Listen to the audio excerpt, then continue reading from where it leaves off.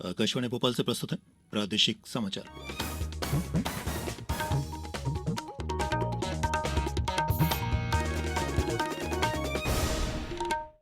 नमस्कार, समाचारों के साथ मैं प्रशांत सेंगर।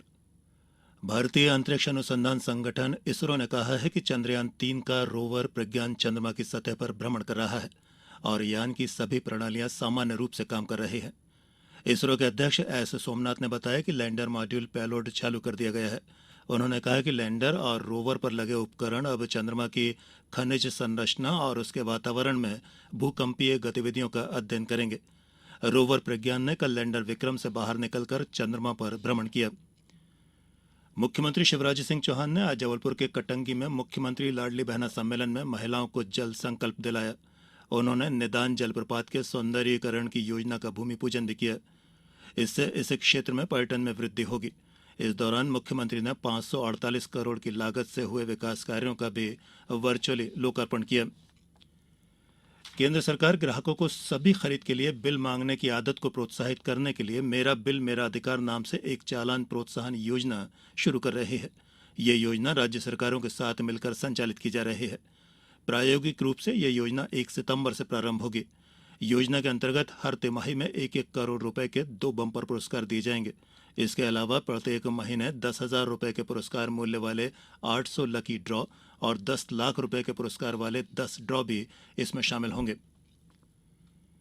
प्रदेश में सूक्ष्म खाद्य उद्यम की 1,772 इकाइयां लगने जा रही हैं। इन इकाइयों के लिए प्रधानमंत्री सूक्ष्म खाद्य उद्यम उन्नयन योजना में ऋण स्वीकृत हो चुका है। इनमें सबसे ज्यादा 116 इकाइयां ग्वालियर में लगेंगी। दूसरे नंबर पर 100 इकाइयां खरगोन में, फिर रीवा में 47, बालाघाट में 23, टीकमगढ़ में 27 और होशंगाबाद में 22 इकाइयां लगेंगी। उल्लेखनीय है कि योजना में रुचि दिखाते हुए 10,664 उद्यमियों ने ऋण के लिए आवेदन किया था। परीक्षण के बाद 1,772 को ऋण देने योग्य पाया गया। सतना जिले में खेती को लाभकारी व्यवसाय बनाने के लिए परंपरागत फसलों के स्थान पर कैश क्रॉप को बढ़ावा दिया जा रहा है। इनमें दलहन, तिलहन और मोटे अनाज की खेती प्रमुख है। खेती के विविधीकरण के प्रयासों के चलते जिले में इस बार इन फसलों का रकबा 44,300 हेक्टेयर बढ़ गया है। उप संचालक कृषि मनोज कश्यप ने बताया है कि सतना जिले में गत वर्ष की तुलना में 13,152 हेक्टेयर अधिक खेती हो रही है। जिले में पिछले साल की तुलना में मोटे अनाजों में ज्वार 331 हेक्टेयर, मक्का 840 और कोदो कुटकी में 2,147 हेक्टेयर की वृद्धि दर्ज हुई है। वहीं दलहनों में उड़द में 25,931 हेक्टेयर और तिलहन में तिल में 9,759 हेक्टेयर क्षेत्र की वृद्धि दर्ज की गई है। आधुनिक प्रौद्योगिकी की सहायता से अब दृष्टिबाधित लोग भी निशानेबाजी कर सकेंगे। जर्मनी ने दृष्टिबाधित लोगों के लिए एक उपकरण विकसित किया है।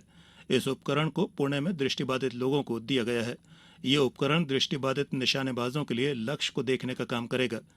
जब दृष्टिबाधित लोग मुख्य घेरे के करीब आते हैं तो ये उपकरण उन्हें एक तरह का संकेत भेजा करता है।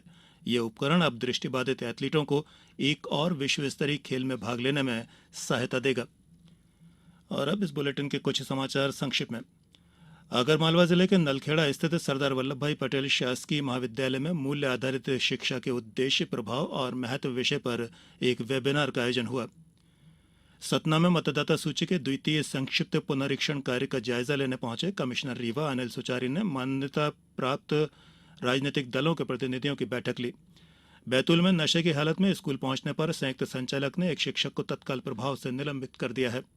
नर्मदापुरम जिले के इटारसी के शासकीय गर्ल्स कॉलेज में स्वामी विवेकानंद करियर मार्गदर्शन प्रकोष्ठ के अंतर्गत टेले और ब्यूटिशियन का 30 दिवसीय अल्पावधि रोजगारोन्मुखी प्रशिक्षण शुरू हुआ है। और टीकमगढ़ शहर के पुलिस कंट्रोल रूम में पुलिस अधिकारियों और कर्मचारियों को आगामी विधानसभा चुनाव का 5 दिवसीय चुनाव प्रशिक्षण दिया जा रहा है। इस बुलेटिन में फिलहाल इतना है। आज्ञा दीजिए। नमस्कार।